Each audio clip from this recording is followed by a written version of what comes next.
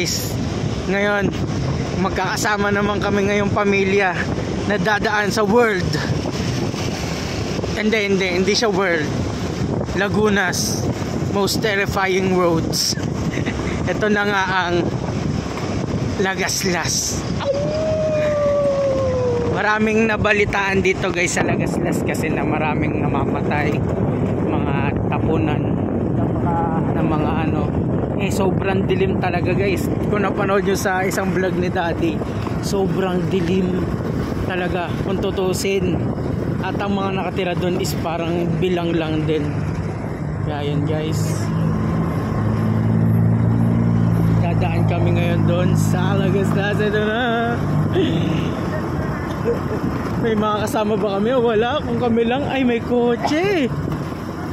May kotse. Abaw na tayo sa Bailawan.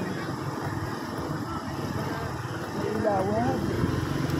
Yun guys, dadaan na kami ngayon sa Lagaslas, the city of dreams.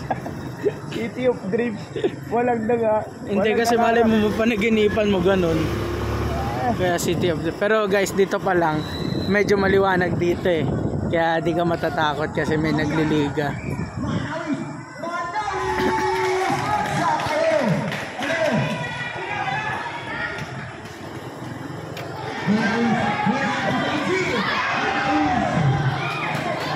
Pumipito lang. May kasabay.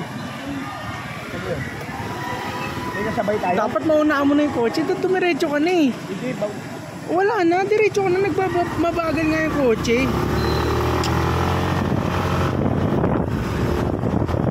Nagmamabagal ka pa. Siyempre, parang pinapahaba ko ito. Ayun naman. Okay guys, tingnan nyo naman kung gano'ng kadilim. Ilaw lang na street light. Sortihan kung may makakasabay ka. Yan ka tayo, may mga nakakasabay. Pero tingnan nyo yung paligid. Uy. Kung mga nakikita nyo itim na yan, mga puno na yan. Kaya kayo nang bahala kung may makikita kayo, wala. Guys, ayun na guys. Ako di naman naniniwala sa multo, pero syempre yung iba sa atin Pero nakakita. totoo ang multo, alam mo ba yun? Para mo nasabi. Minsan binulto ko ng mami mo. Ayun lang. Pag-gising ko, hubad na ako. Ayun lang. Natulog kami, nakadamit kami. Tapos na gumising kang Hubad. patay. Na hindi ko nakita. Iba ata yun eh. Kaya binulto ko. Guys, puro ano lang dito guys, puro puno, mga iba't ibang, ayan, katulad ng poultry, yan ang poultry. Pero doon sa susunod na dadaanan namin, pinakamadilim talaga. Ito na guys, yung sinasabi namin na wala na talagang street lights. Yan, wala na. Ito na yung last street light na madadaanan ninyo. Ayan o, grabing dilim guys o. Patay ko yung ilaw? Wala tayong pampatay ng ilaw. Pag pinatay mo yan, yung makina. Ayan guys, so napakadilim. Sheesh. Sheesh, ano guys o. Nakari kaya natin Vincent ko. Nakari mo ngayon. Ha? Nakari mo ngayon, iwan ka namin. Ano mo yan? Huwag na. Dandahan ka lang. Huwag na. Ha? Huwag na. Lalakarin mo, ganyan kadilim. Baka mamaya mapano ka pa eh. Huwag na. Guys, oh. Wala na kayong makita. Pitch black yan guys. Pag pinatay namin yung ilaw namin dito, wala na.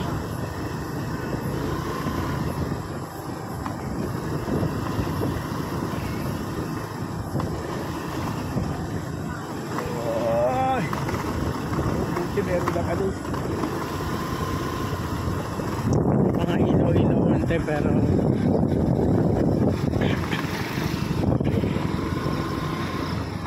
Madilim na naman doon. doon ang pinamadalim. Pero may mga kwento talaga dito. Na Talagang nung hindi pa ano to, yung hindi pa to sementado, talagang marami daw nagpapakita rito. pero alam mo ba isa yung pinakamagandang kwento? Yung sa arko ng Pagsanghan. Meron daw doon, pag pumatak daw yung alas 12, meron daw sila naririnig na mga kalesa at mga arming naglalakad. Doon sa ano? Pag nagbukas ka ng pag nagbukas ka ng bintana, tas pag nagbukas ka ng pinto ng ganong oras, kukunin ka. Hindi ka kukunin, kumbaga magkakaroon ka ng sakit, mamamatay ka. Pag narinig mo yun. Dito. Dito, di natin alam. Ayun o, wala na. Dilim mo. Oh no, guys. Sino mga kabayani? Ayun, pinatay pa ni Patrick, man. Solid. Angas. Uy. Nagdilig yan, guys. Ayun o. Drill po, siya lang siya, no? Angas. Oh. Ha? Ha? Bakit? Pinatay mo. Angas. Ay, walang takot ay. Huwag kang ganun. Freestyle ka. Angas. Walang takutan. Ay. Ay. Napakadilim, guys. Ay. Yan o, diba? Haba ng dilim na yun. Pero mo, pag nilakad mo yun, no? Mag-isa ka lang. Yun yung part na sinasabi nila yung lugar na yun. Tsaya puno na malaki na yan. Na? Yan, Sino yan. nagsabi sa'yo? Yung taga rito. Ang lalaki ng mga puno dito. Oo. Eto na guys yung ano, yung makaginawa ka na. Makakahinga ka na lang, okay. Kasi puro mga nakatira ng tao dito. Bahay na. Kaya wala kang problema. Pero doon lang, ang masakit doon ka nasiraan sa lugar na yun. Ayun yun doon kapag inutusan na bumili ng tubig, nakalagay sa pitchin. Alam mo, pagdating mo sa bahay nyo, isang baso na lang. Sa kahon. Paano kung doon ka nasiraan, daddy? Paano kung doon ka nasiraan? Nasiraan ka doon, daddy. Tapos ganitong kadilim. Iiwan ko na yun. Yung motor? Oo. Magka-taxi ako. Taxi, wala kang taxi dito. Hindi, anong gagawin mo, de? Hindi ko alam. Basta, hindi naman tayo marunong sa ano eh.